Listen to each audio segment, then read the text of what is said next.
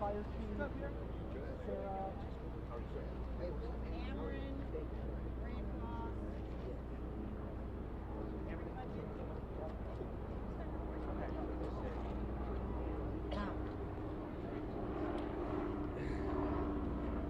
Is everyone ready? Rachel, are you good? Okay. Everybody's good? Good? Okay. There's a B.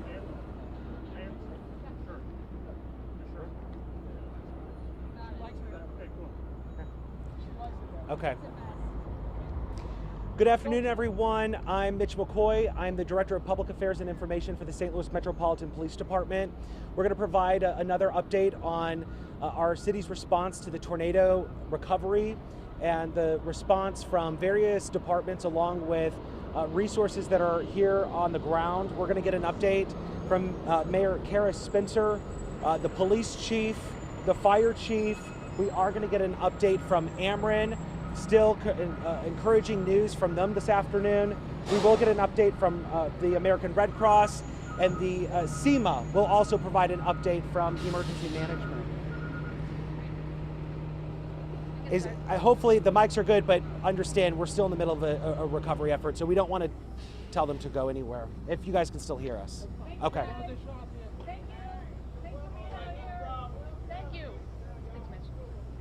All right, good morning, everyone. Thank you. I want to just start out again thanking everyone who's been involved. You can see we got all hands on deck. Our refuse department just happened to pull up. We have had an amazing, incredible response from first responders, volunteers, extraordinary help from civic leaders, civic organizations, and regular citizens.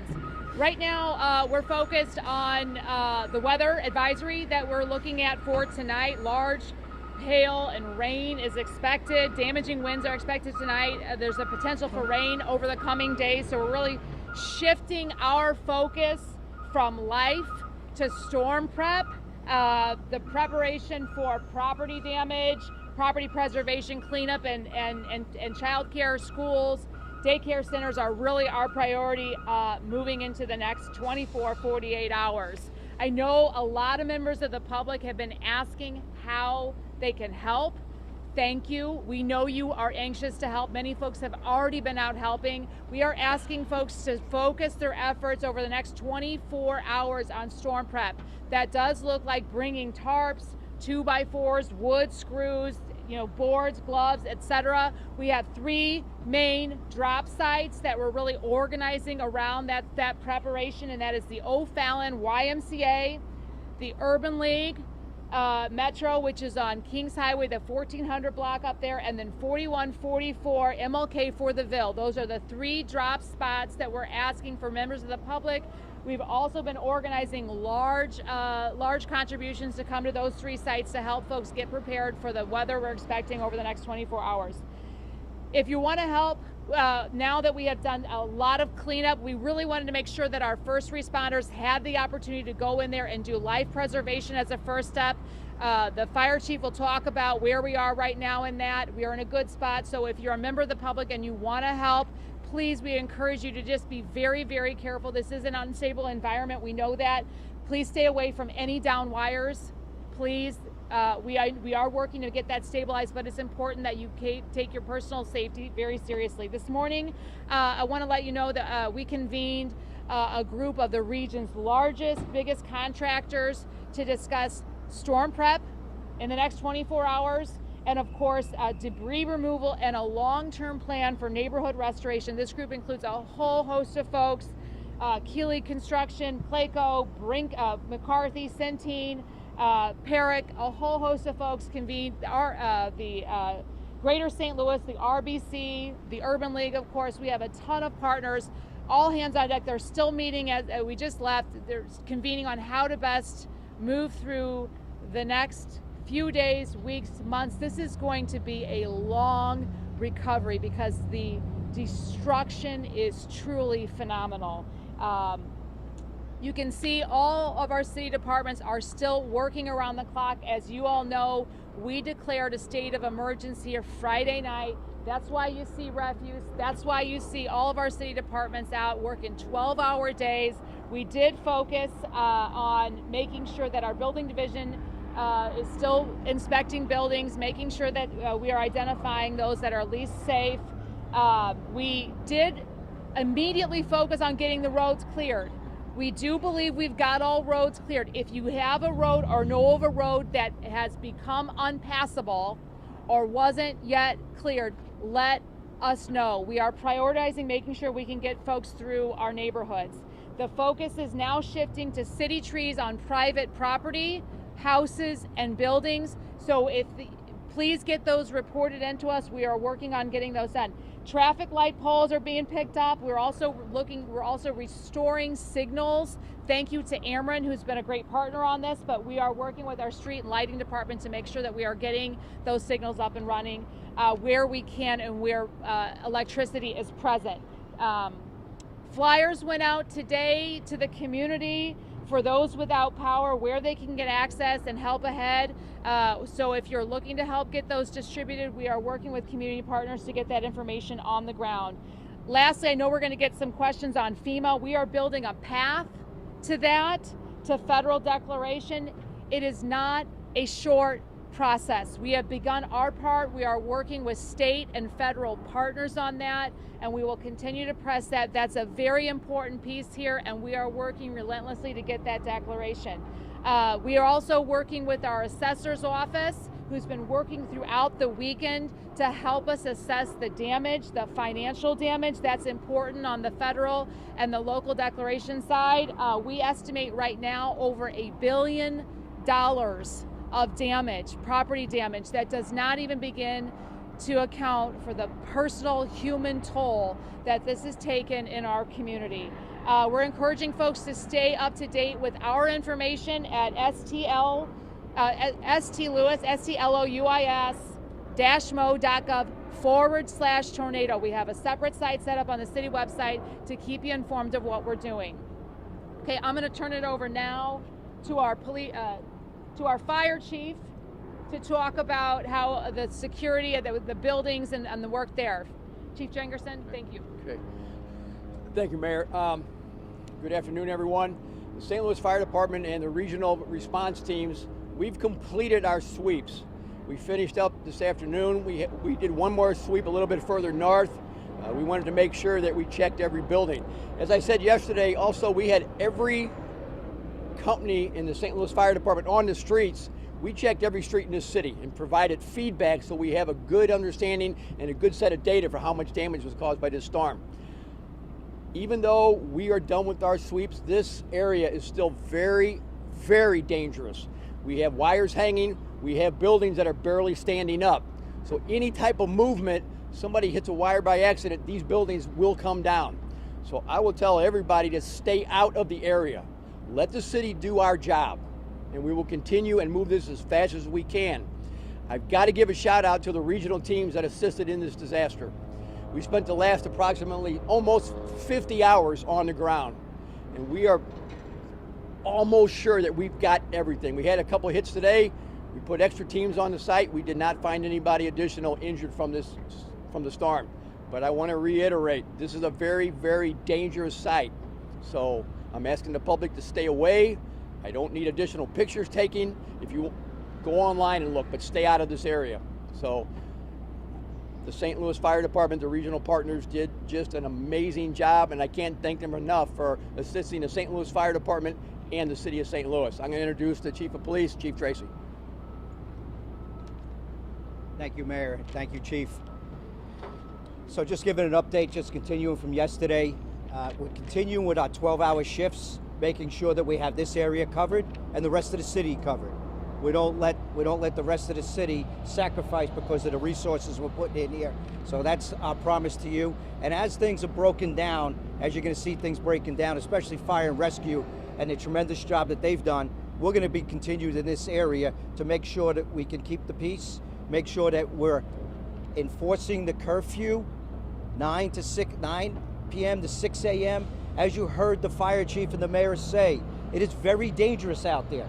And we got to make sure that we continue to do our emergency work, and everybody else that's in that, other people will get in our way, but everybody's been abiding by that. and there's been no violations. We appreciate the community's help in that, because we're all coming together to make sure we can get through this quickly as possible to get back to normalcy, which is going to take a long, long time.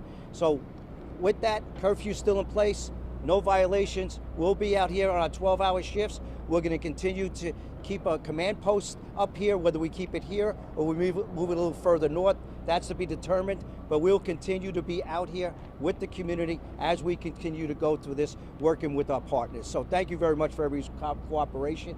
And then I'm going to turn it over to Amron. Thank you. Thank you. Good afternoon. First, I want to say appreciation to all the partnership, collaboration with St. Louis City, St. Louis County, our first responders, our state and federal officials. Currently, we have over 1,900 workers on property that are working to restore our service area for this devastating storm that took place on Friday. We have a count of over 300 poles, and I'm sure that count is going to go up. I know there are some concerns about schools, and we have a list right now. We're assessing that list. We'll be in contact with the mayor's office to see what our ESRT is going to be, when we can get those folks restored so that people can make plans on what they can do next. But I want to make it clear that this is a very devastating site. This is not, this will be a multiple day storm. We will be working until the week, restoring customers. Some of the harder hit areas, it's difficult to get to them. There's a lot of access issues. As they alluded to, there's a lot of devastation. There's things that could make it unsafe, not only for the general public, but also our crews. So we ask for your grace, and we're going to be here throughout the week, and we're going to get folks back on as fast as possible. Thank you.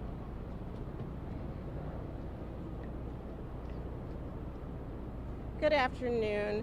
My name is Lucretia Cox with the American Red Cross, and we are here to provide the immediate needs of all the residents who have been impacted by the storm. We currently still have 3 locations that are open. I will say that our Grace United Methodist Red Cross location is completely full, so right now we are working on getting a new location as we speak. We are offering 3 meals per day to all of the people that are in those shelter locations. We know that weather might be coming, so we want to make sure, and it's our goal, that everyone is housed that has the opportunities, and we'll work really hard to make sure all of the residents are in those spaces. We also have available, like we said, we have surveying that's going out in the community like we typically do when disasters hit. And so we'll be able to assess damage and property. And then at that point, anyone that is eligible for financial assistance will be working to ensure that those families have financial assistance through the American Red Cross. If you need immediate assistance for American Red Cross, please feel free to reach out to 1-800-RED-CROSS. Someone will be able to assist you and then potentially connect you with other resources in the community. Thank you so much.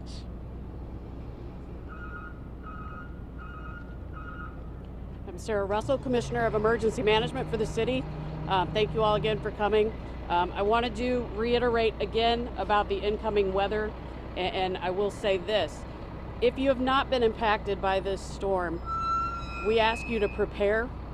If you have been impacted by this storm, you have some additional things that you need to think about with preparedness.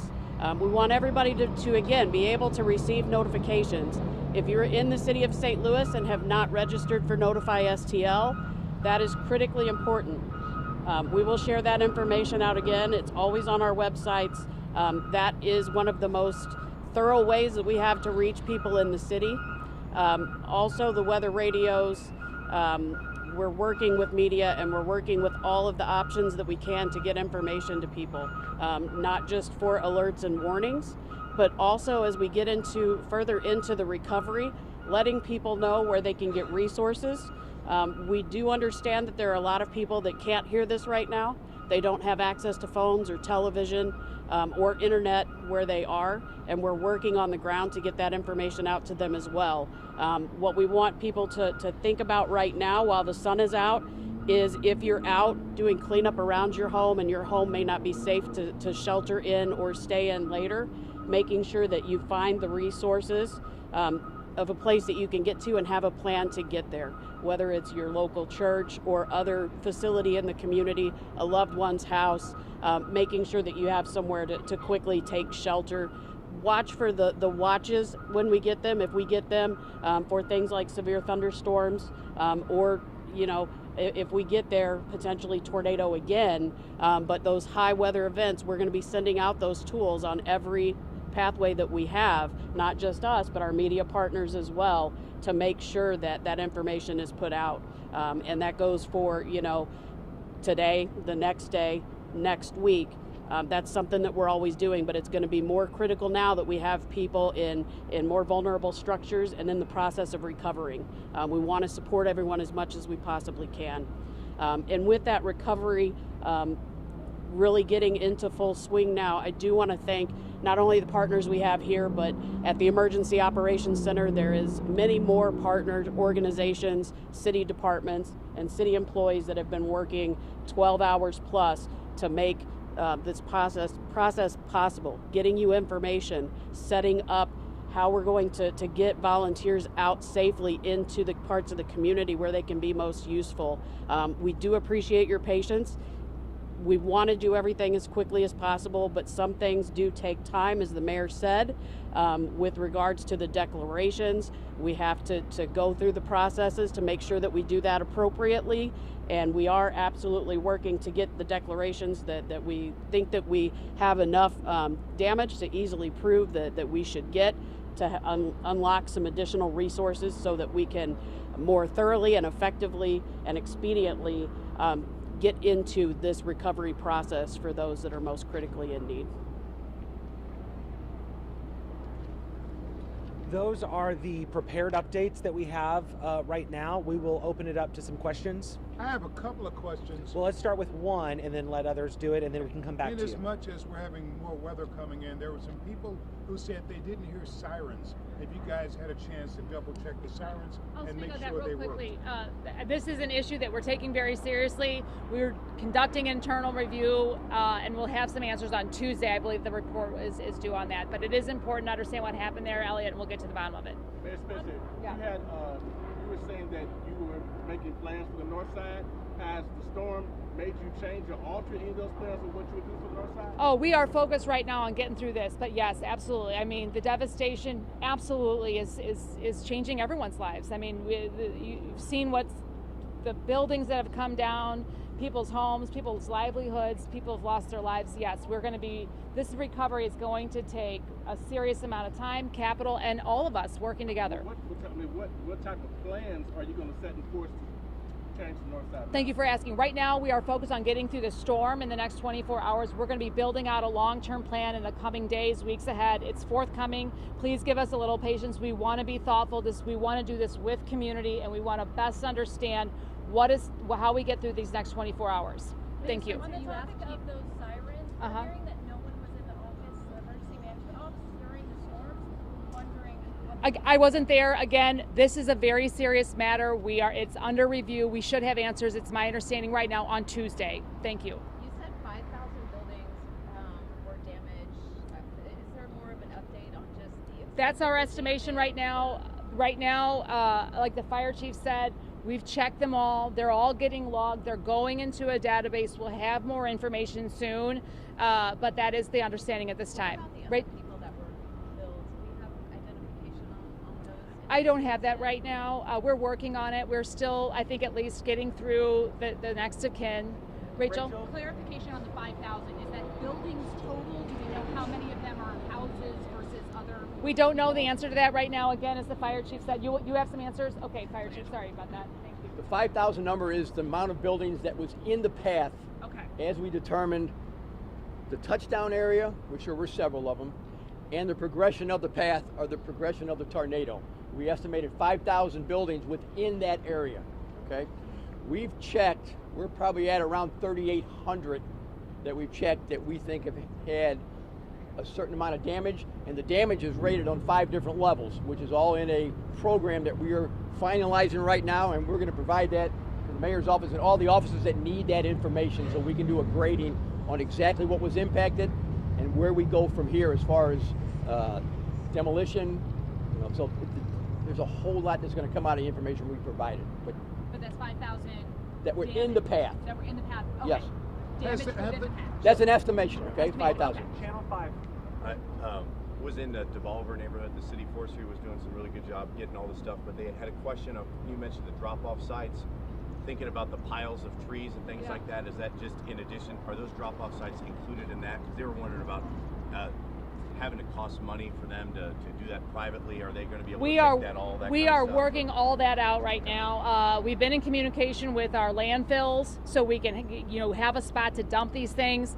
We have been putting some dumpsters are out. We have been worried about creating congestion. So the recommendation here is to just make those piles, get through this storm, and we're going to come back and get that path for getting, get the communication and the strategy, the plan for getting that debris out of our communities. But right now we're asking people to just pile it up. We are working on getting more wood chippers in the area right now, specifically to take down some of that debris and get it into more manageable piles. Have there been any instances? Let's go Elliot first. Yeah. Have there been any instances of looting, and what precautions are being taken to make sure that looters don't take advantage of this tragedy? Yeah, that's something that anytime you have a tragedy like this, and you've seen it in other places, that was part of our plan originally. Why we go with all boots on the ground, mobilization, we talk to other law enforcement agencies, we make sure that we put everybody out, then go to 12-hour shifts.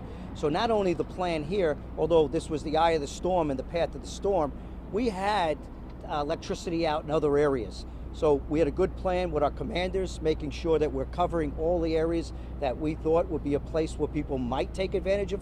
But I'm very proud of this community because during all this time, we don't have any reporting, and if there is, it's very minimal, but I don't have any reporting of it. And I think that's a combination of the plan that's put in place and also the community coming together and not taking advantage of a tragedy of what's happened. So that's why we're going to continue to stay out here, to make sure when I say keep the peace, that's also to make sure that we're keeping people safe and at the same time preventing people, and even if a person goes in to try to loot, they might go into a building that might cause a damage that the chief talked about, and we're protecting them from themselves.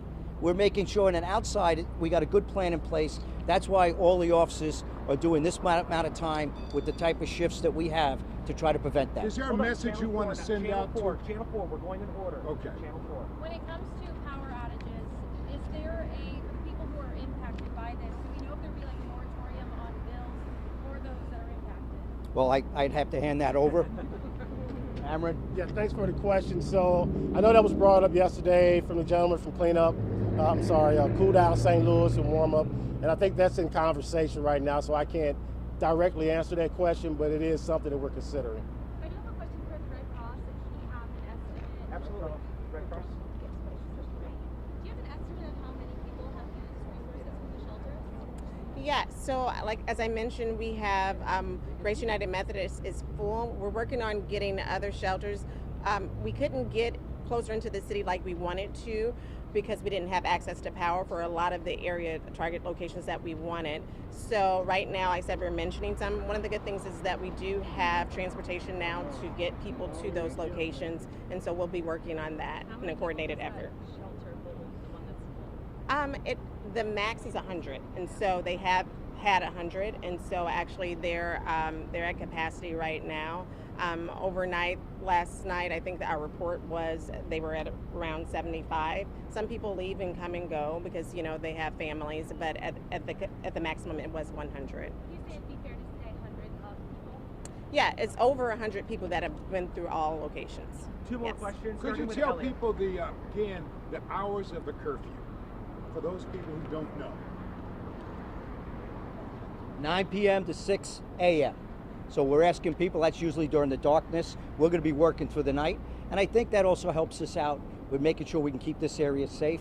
And at the same time, when you were talking about curfews and you talked about looting, I think the good plan for the whole city, having the officers out, this also helps keeps everyone safe. 9 p.m. to 6 a.m. And thank you. We'll let people know when we lift it. But right now, we're doing it for everybody's safety more than anything else. So thank you for that question. No, I'm sorry. I do want to clarify. Great question. This is just for the 5th and 6th district up in this area where we have all the damage. It's not for the whole city. It's for this area. We geographically placed it in the 5th and police districts, which covers this area. Channel 4. Real quick, a lot of those homes are 3-story homes. Some have holes in the roofs, all that. How are people going to get way up there safely to get tarps on for the upcoming storm? This is a huge concern for us, and we don't have great answers. We know we have folks out in the community. We're providing tarps, and it is just an enormous challenge. It's impossible at this point to really assess the safety of the thousands of buildings that have been damaged. And what we're doing right now is providing tarps for people to protect their belongings within those structures if possible, but recognizing people are going to have to use their own caution and their own best judgment on how to best do that. We simply don't have the manpower to get out there and do it. It's heartbreaking. It's truly heartbreaking. Let me ask this: I just want to any area that has been impacted by the storm. Just to reiterate from the mayor, the fire chief, the police chief, if you are going back home to start surveying the damage and what happened, please use extreme caution. Even if the structure is standing, we don't know the stability of that structure. And with more storms coming in, things could adjust even more. So please use extreme caution. The police department, fire department, SEMA, city resources will continue to respond to those emergency calls. And then again, the curfew is in effect from 9 p.m. to 6 a.m. And then also, if you can, please remind folks about using caution at intersections where there's no electricity.